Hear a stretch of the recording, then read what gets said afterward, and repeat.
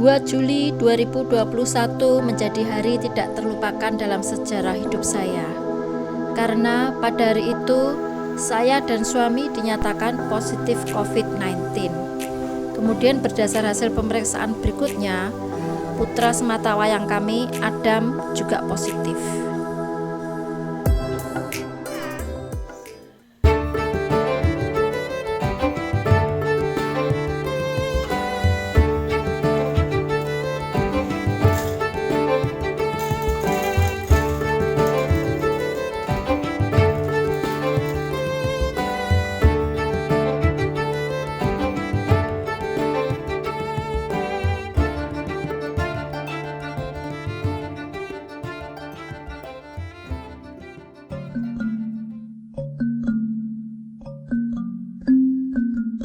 Mas Adam dulu pas apa sama ibu dinyatakan positif COVID-19, perasaannya Mas Adam waktu itu gimana? Sedih karena Kenapa? berpisah ibu sama apa Kenapa? Harus berpisah sama ibu sama apa ya? ke rumahnya putih saya. Oke, jadi waktu itu rencana semula saya dan suami punya rencana kalau misalkan yang positif hanya saya dan suami dan Adam negatif, maka Adam akan diungsikan ke rumah saudara kami yang beda rumah. Ya, Itu, tapi ternyata Mas Adam juga positif. iya. Ya, pas hari Sabtu. Jadi rasanya senang gitu bisa bergabung, nggak jadi ke rumah putih saya. Jadi Mas Adam bisa bergabung isoman sama Pak sama Ibu Iya. di satu rumah. Ya, Terus perasaannya pas ini harus isoman gimana? sedih. Sedih. Sedihnya kenapa? Karena nggak bebas main keluar gitu Iya, ya? tapi kalau bermain semacam sompio hewan itu saya merasa senang kalau bermain dengan ibu saya. Iya, jadi selama isoman itu kan kita ada banyak kegiatan ya, aktivitas di rumah, misalkan main sompio, Yo. terus main teka-teki, main sekolah-sekolahan, memecahkan sekolah-sekolahan. teka-teki, Iya, betul sekali. memecahkan misteri. Oh, Misteri yang hilang akan dipecahkan. terus baca buku juga ya, waktu itu kan ibu beli buku di marketplace. Terus waktu itu perasaan tubuhnya Mas Adam gimana? Merasa pusing atau batuk gitu enggak ya? Sama sekali enggak ya? Nggak rasakan apa-apa, tapi merasa bosan. Oh, itu kan pas isoman ya. Oke.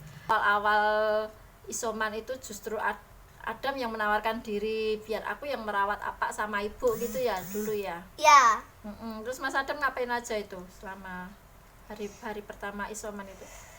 Masak nasi gitu ya. ya. Yang masak nasi itu Mas Adam, terus yang mencuci piring. cuci piring juga Mas Adam. Pokoknya top banget deh waktu itu. Terima kasih ya Mas. Ih,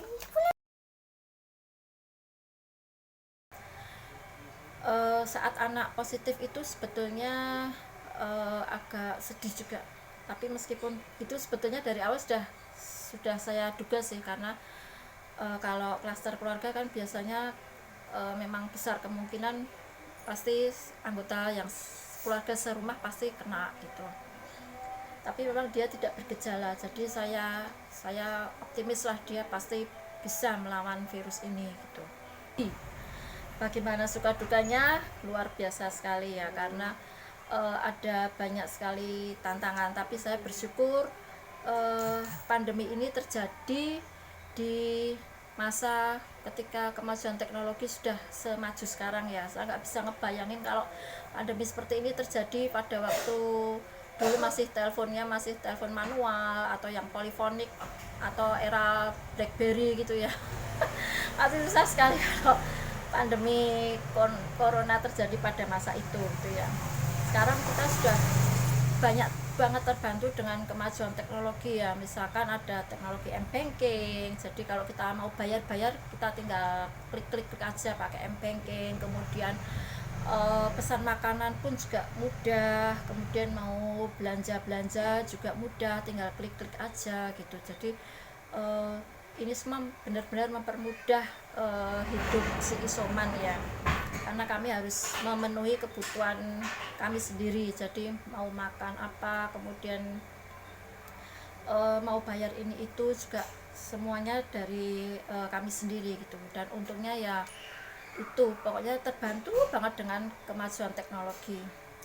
Terus tantangan isolasi mandiri bersama anak itu ya beda ya dengan orang dewasa. Kalau orang dewasa kan mungkin lebih bisa memanage emosi mereka, sementara kalau anak-anak mereka kan cenderung masih belum begitu terampil memanage emosi mereka ya. Jadi ketika bosan gitu ya langsung kelihatan, aku bosan, aku ingin ini, aku ingin itu. Jadi kita harus pandai-pandai mensupport anak, membangkitkan semangat anak, kemudian juga memberi pemahaman kepada anak, kenapa sih kita harus isoman, kenapa kita nggak boleh keluyuran keluar rumah seperti itu.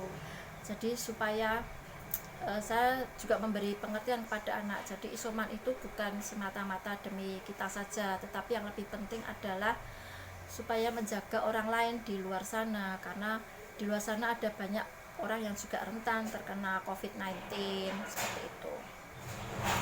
Jadi memang tantangannya kalau isoman bersama anak itu memang bukan hanya kita yang harus bisa melawan rasa bosan dan juga melawan penyakit tentu saja, tetapi kita juga harus bisa membangkitkan semangat anak. Jadi setiap hari harus disupport, terus selain itu juga diberi aktivitas yang agar anak itu melupakan rasa bosannya gitu. Jadi harus dikasih aktivitas yang fun gitu ya. Jadi kalau saya setiap hari misalkan saya ajak anak main, tapi dalam permainan itu juga diselipkan pelajaran. Misalkan kalau orang Jawa mesti kenal permainan sompio itu ya. Jadi sompionya saya ganti ubah-ubah. Jadi misalkan hari ini main sompio nama-nama binatang, terus next time ganti nama negara seperti itu. Jadi anak merasa lebih fun, tapi di satu sisi anak juga dapat pengetahuan lain gitu.